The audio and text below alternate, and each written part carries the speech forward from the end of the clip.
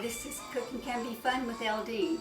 Today we will be doing cucuzza, which is an Italian squash.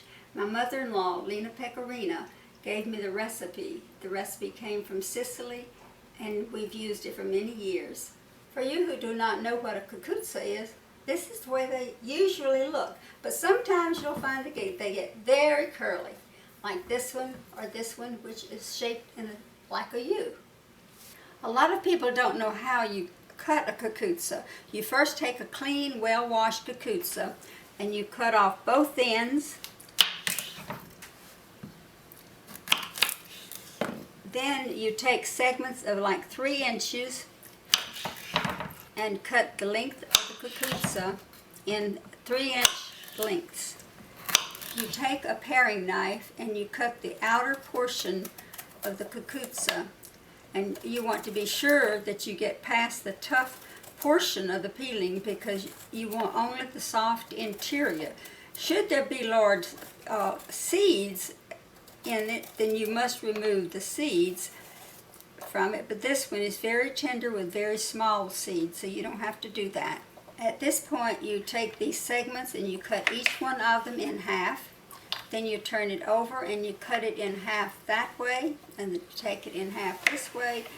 If the cucuzza has large seeds, you will see them because they'll be right here. I mean, they're large, like sometimes as large as, say, an almond. So you would take a fork and you would take it out. But this particular cucuzza is very tender and the seeds are very small, so you don't have to remove them.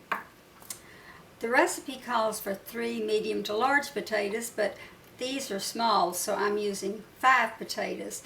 To do the potatoes, you would cut them in portions that would be about this size. You will place 3 tablespoons of olive oil into the pot, and then when it gets hot, as this is, I preheated the pot so this is hot, then you place 1 medium onion which has been chopped, and you stir this and cook it. You stir occasionally until the onions are wilted.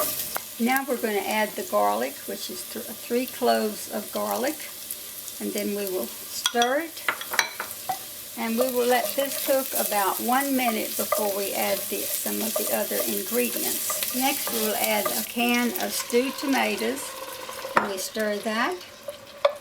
Then we will add the parsley and sweet basil and oregano. This is fresh. Next we will add the thyme, salt, and brown sugar, and we stir that. Then after that we will add 3 cups of water. Next you would add the cut potatoes and you stir it very well.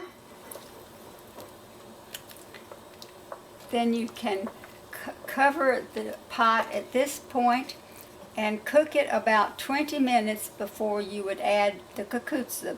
The potatoes take longer to cook than does the cucuzza. Now we'll remove the lid from the pot and we will add the cucuzza. Then we give it a stir. And we'll let this cook about 10 minutes, and then we'll add the vermicelli. Okay, now we lift the cover. We give it a stir. It's looking very good and it's smelling even better. Now we put 1/2 cup of vermicelli, and then we stir it, and we will cook that about 7 minutes. Now we'll take the lid off, and everything should be cooked and tender, so we'll give it another stir.